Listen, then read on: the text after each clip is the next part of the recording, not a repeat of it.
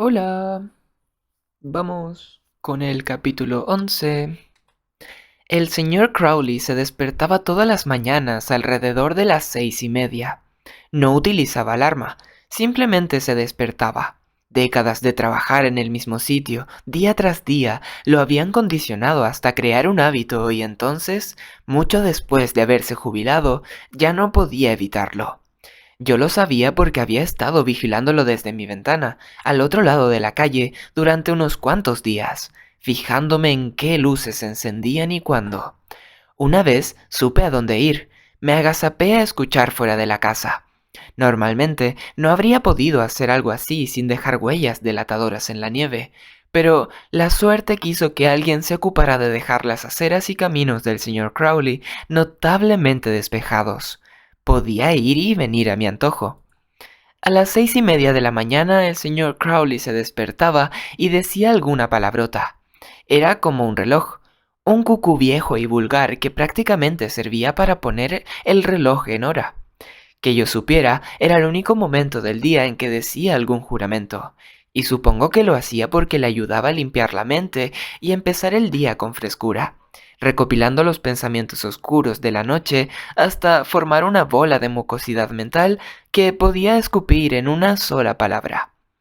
La habitación donde él dormía estaba en la esquina derecha de la parte trasera de la casa, y después de la palabrota diaria, iba a oscuras hasta el baño y se lavaba, imagino que la cara, en el lavabo.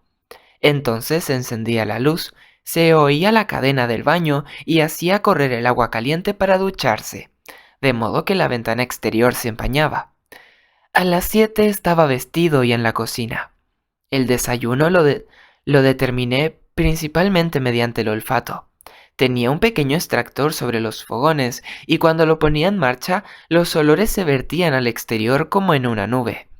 Empezaba con el calor soso del agua hirviendo, después una insinuación del fuerte olor de café instantáneo y por fin el aroma intenso de trigo amachacado y el sirop de arce, que me daba hambre siempre que lo olía.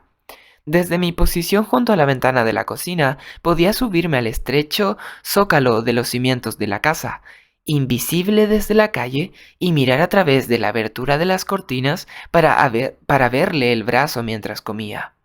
Se movía arriba y abajo con lentitud y ritmo, llevándose la cuchara a la boca y bajando la mano para esperar mientras masticaba.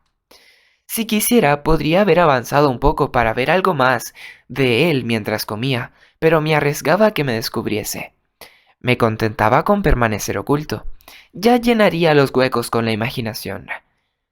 Cuando acababa de comer, arrastraba la silla, daba 6 pasos hasta el fregadero y enjuagaba el plato con un chorro de agua que sonaba como las interferencias en una emisora de radio. Normalmente era entonces cuando Kay se despertaba y bajaba a la cocina y él le daba un beso de buenos días. Estuve espiando así durante una semana y un día llegué a faltar a clases para averiguar qué hacía durante el día. Lo que buscaba y no era capaz de encontrar era miedo.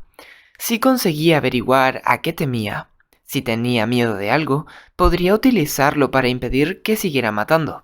Sabía que no iba camino de una pelea entre iguales. La única manera de vencer a aquel demonio era siendo más inteligente que él, conduciéndolo a una situación de inferioridad y aplastándolo como a un bicho. Pero la mayoría de asesinos en serie, esa era una de las tareas fáciles porque atacaban a personas más débiles que ellos, pero yo quería enfrentarme a algo mucho más fuerte que yo, y por eso sabía que no había ninguna posibilidad de que me tuviese miedo.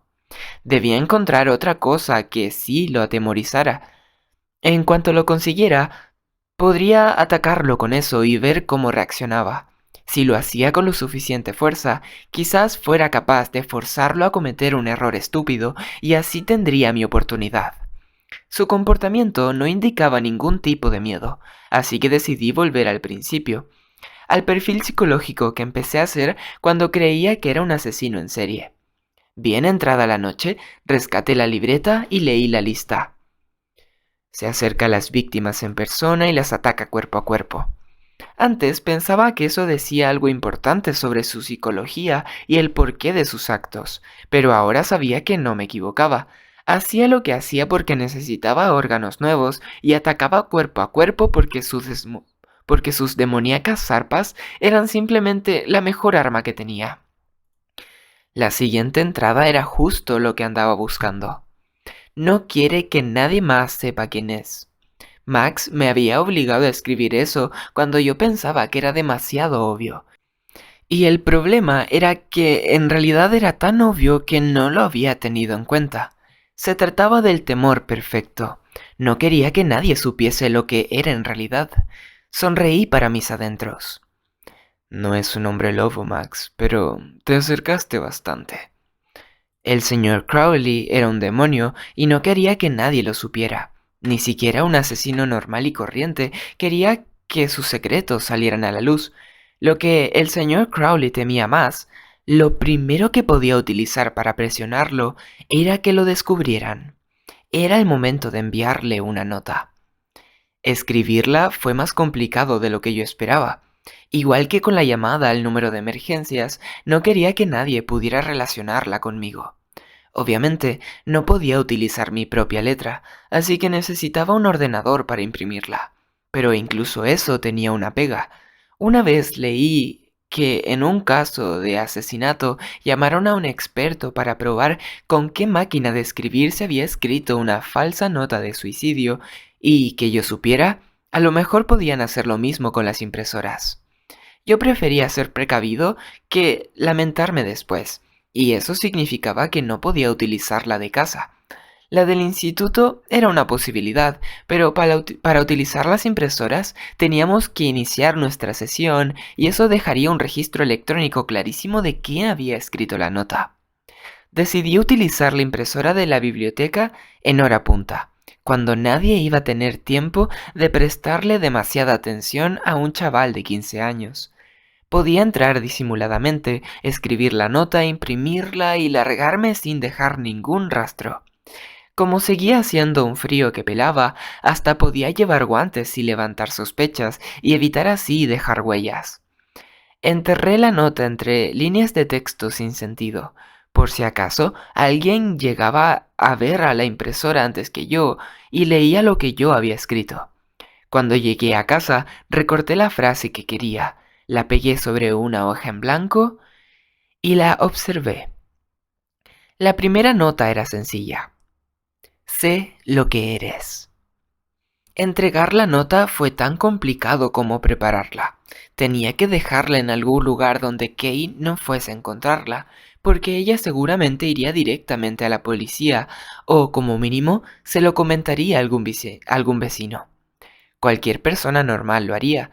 Por lo contrario, al señor Crowley lo mantendría en secreto, sin duda. No querría revelar nada que pudiese hacerle parecer sospechoso. Si llevaba la nota a la policía, querrían saber más sobre él, posibles enemigos, cosas que podría haber hecho, cualquier cosa que podría provocar una venganza. Aunque prefería evitar todas estas preguntas y sobre todo no quería tener que responderlas ante la policía. Sí, seguro que él no decía nada al respecto, pero solamente si era el único que lo veía. El otro problema era encontrar la manera de entregar la nota sin que fuera obvio que lo había hecho yo. Sería muy fácil esconderla en el cobertizo, por ejemplo, porque Kay nunca lo iba a encontrar allí, pero es que yo entraba en ese lugar continuamente. Sería la primera persona en la que pensaría cuando intentara averiguar quién la había dejado allí, y tampoco quería dejarla en algún sitio que le hiciera sospechar de los diferentes puntos de vigilancia que tenía alrededor de la casa. Si la deslizaba, por ejemplo, por la ventana de la cocina, ya no podría volver a esconderme fuera y observarlo mientras desayunaba. Tenía que esconder el método de entrega con mucho cuidado. Finalmente me decidí por el coche. Crowley y su esposa lo usaban a partes iguales, pero había casos específicos en que uno lo usaba sin que estuviera el otro. Por ejemplo, Kay salía a hacer la compra los miércoles por la mañana y siempre iba sola. En cuanto al señor Crowley, su momento eran los partidos de fútbol americano, que la mitad de las veces solía ver en el bar del centro. Empecé a observar las actividades de las tardes y las noches y a compararlas con la programación de la tele. Descubrí que iba al bar siempre que ponían un partido de los Seattle Seahawks en el ESPN. Supongo que en casa no tenían ese canal. La siguiente vez que se jugó un partido de los Seahawks, me deslicé hasta el coche a hurtadillas antes de que se marchara y dejé la nota doblada debajo del limpiaparabrisas. Vigilé la entrada de casa desde la ventana, mirando a través de una rendija tan pequeña de la persiana que era imposible que supiera que yo estaba allí. Salió de casa sonriendo alegremente por algún motivo y descubrió la nota mientras la abría y entraba por la puerta del coche. La cogió, la desplegó e inspeccionó la calle con una mirada oscura. Había perdido la alegría de golpe. Di un paso atrás y desaparecí en la oscuridad de la habitación. Cuando entró en el coche y se marchó, yo apenas lo veía.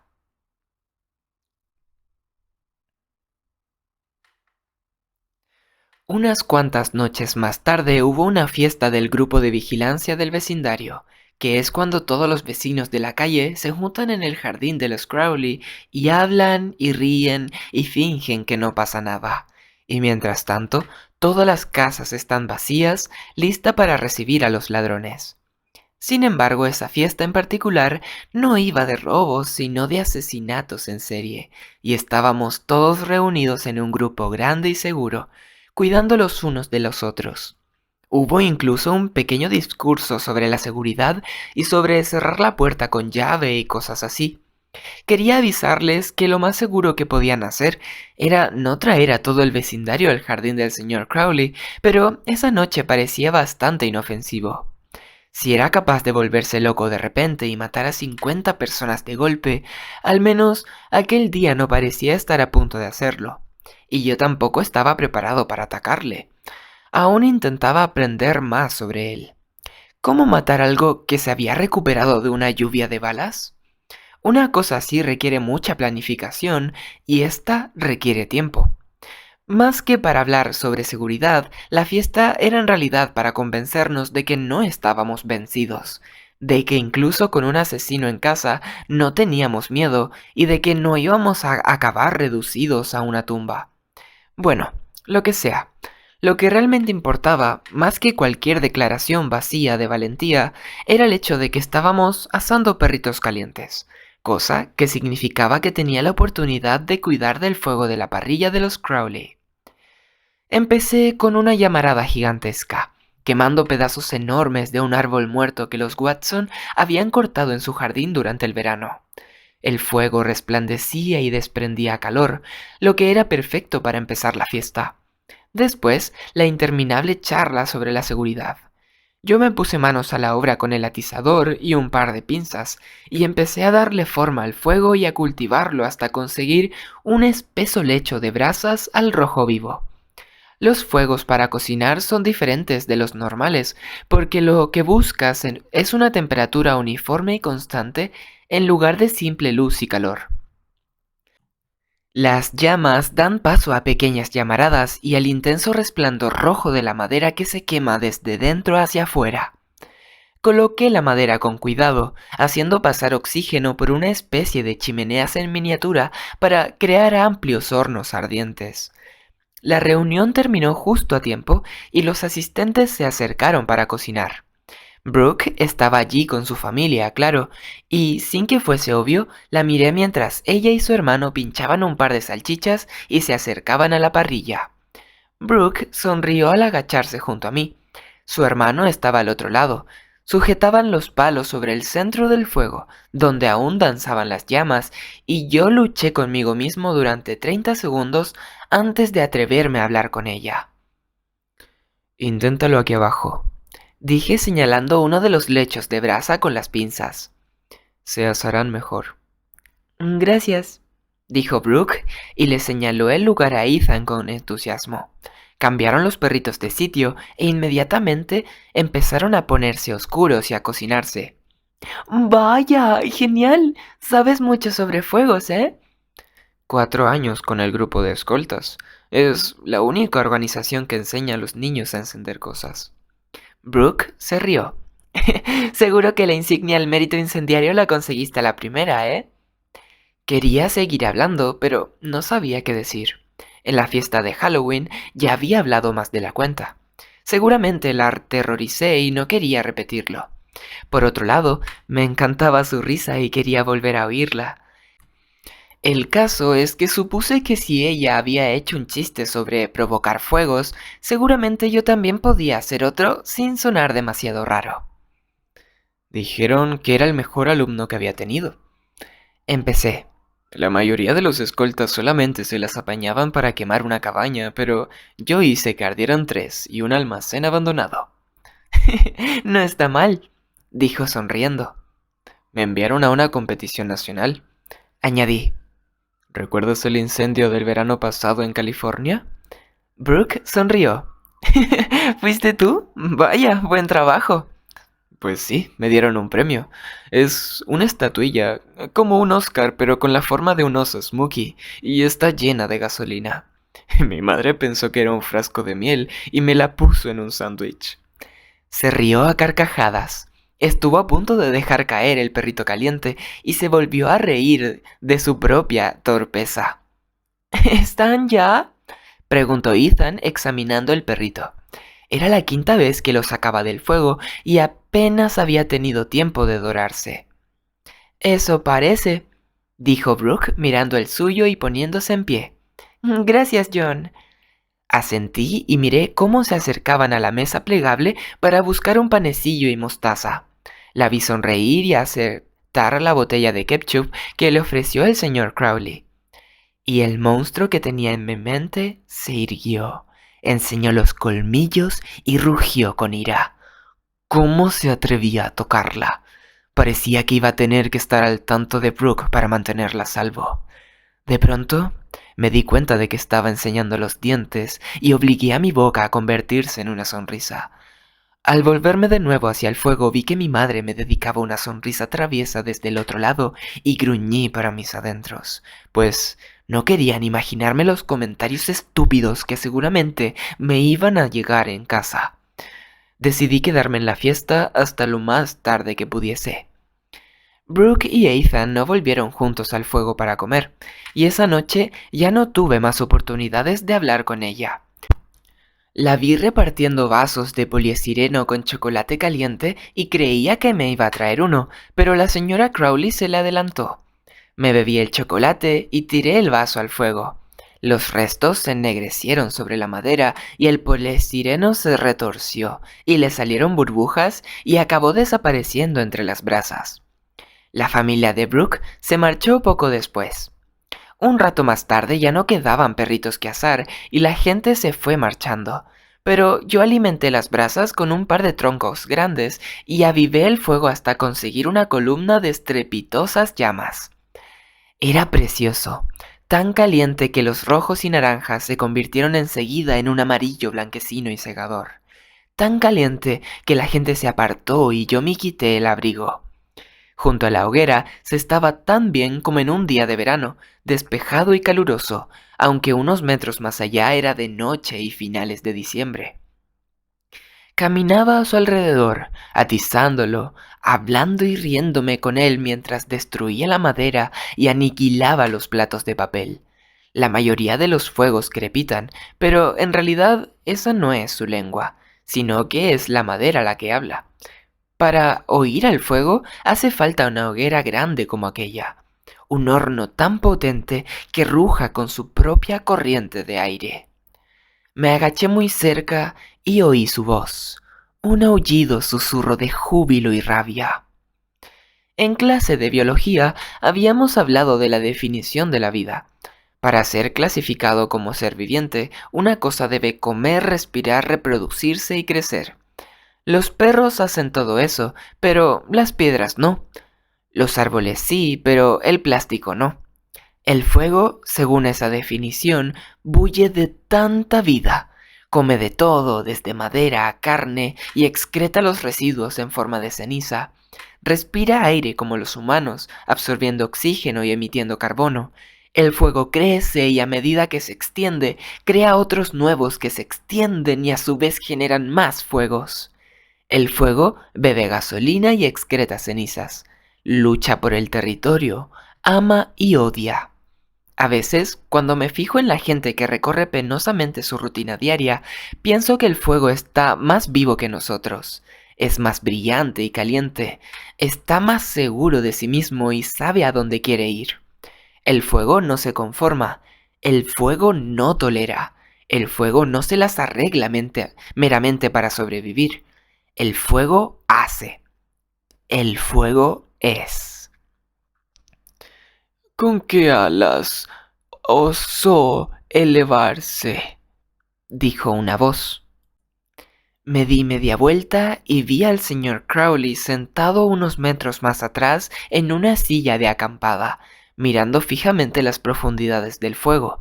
Todos los demás se habían marchado, pero yo estaba tan absorto en las llamas que no me había dado cuenta. El señor Crowley parecía distante y preocupado. No me hablaba a mí como yo había creído al principio, sino que lo hacía consigo mismo. O quizás con el fuego, sin apartar la mirada de las llamas, y volvió a hablar. ¿Y qué mano osó tomar ese fuego? ¿Qué?, pregunté. ¿Qué?, dijo, como si acabara de despertar de un sueño. Oh, John, ¿todavía estás aquí? Nada, solo era un poema. No lo conozco, repliqué volviéndome hacia el fuego. La fogata se había reducido. Seguía siendo fuerte, pero ya no tanto. Debería haber estado aterrorizado. De noche y a solas con un demonio, pensé de inmediato que de algún modo debía de haberme descubierto, que tenía que saber que yo conocía su secreto y le había dejado la nota. Pero era obvio que tenía la cabeza en otra parte. Estaba claro que algo le había llegado a aquel estado tan melancólico. Era probable que estuviera pensando en la nota, pero no en mí. Es más, sus pensamientos eran absorbidos por el fuego, eran atraídos hacia él y lo impregnaban como el agua empapaba una esponja. Viéndolo mirar el fuego, supe que lo amaba igual que yo. Por eso estaba hablando, no porque sospechase de mí, sino porque ambos teníamos una conexión con el fuego y, por lo tanto, de algún modo, también el uno con el otro. ¿No lo conoces?, preguntó. ¿Qué os enseñan en la escuela hoy en día? Es William Blake. Me encogí de hombros y un momento después siguió hablando. Una vez lo aprendí de memoria. Volvió a caer en una especie de ensueño. Tigre, tigre, luz llameante en los bosques de la noche. ¿Qué ojo humano inmortal ideó tu terrible simetría? Me suena, respondí. Nunca prestaba mucha atención en las clases de literatura, pero era normal que recordase un poema que hablaba del fuego. El poeta le preguntaba al tigre quién lo hizo y cómo, dijo Crowley con la barbilla enterrada en el cuello de su chaqueta. ¿Qué martillo, qué cadena, qué horno forjó tu seso? Solamente se le veían los ojos, un par de pozos negros que reflejaban la danza del fuego. Escribió 2 poemas de este estilo, ¿sabes? El cordero y el tigre. Uno estaba hecho de dulzura y amor y el otro fue forjado con terror y muerte. Crowley me miró. Su mirada era oscura y pesada. Cuando los astros lanzaron sus venablos y cubrieron sus lágrimas los cielos, sonrió al contemplar su obra. ¿Quién te creó? ¿Creó el cordero? El fuego crepitaba y chisporroteaba. Nuestras sombras bailaban contra la pared de la casa que teníamos detrás. El señor Crowley se giró hacia el fuego. Me gustaría pensar que él mismo los hizo a ambos, dijo. Me gustaría pensar eso. Los árboles que habían al otro lado del fuego relucían blanquecinos y los demás atrás se perdían en la oscuridad. El aire estaba quieto y oscuro, y el humo flotaba como la niebla. La luz del fuego iluminó la neblina, eclipsó las farolas y cegó las estrellas. Es tarde, dijo el señor Crowley sin moverse. Vete a casa. Yo vigilaré el fuego hasta que se apaguen las brasas. Me puse en pie y metí el atizador para esparcir las brasas, pero levantó una mano temblorosa para impedírmelo. Déjalo estar, dijo. No me gusta socavar los fuegos. Déjalo estar. Dejé el atizador y crucé la calle hacia mi casa. Cuando llegué a mi cuarto, eché un vistazo fuera y lo vi. Seguía sentado, mirando. Había visto a ese hombre matar a 4 personas. Le había visto arrancar órganos, desgarrarse el brazo y transformarse delante de mí en algo grotescamente inhumano, y a pesar de todo aquello, por algún motivo las palabras que había pronunciado junto al fuego me perturbaron más que cualquier otra cosa que hubiese hecho. Me pregunté una vez más si sospechaba de mí, y si lo hacía, de cuánto tiempo disponía antes de que me silenciara como hizo con Ted Rusk. En la fiesta estaba a salvo y también después porque había demasiados testigos. Si desaparecía de su jardín después de que me hubiesen visto más de 50 personas, levantaría demasiadas sospechas. Decidí que no podía hacer nada. Si él no sabía nada, tenía que seguir adelante con el plan, y en caso contrario, tampoco podía hacer mucho para pararle. En cualquier caso, sabía que el plan funcionaba. La nota lo había trastornado. Puede que mucho, incluso. Tenía que seguir presionándolo, provocándole cada vez más miedo hasta que estuviera aterrorizado, porque sólo así podría llegar a controlarlo. Al día siguiente le envié otra nota, por otro método distinto, para dejar mis intenciones muy claras. Te voy a matar. Chan, chan, chan. John, otra vez haciendo de las suyas. Nos vemos en el siguiente capítulo. Adiosito, adiosito, adiosito.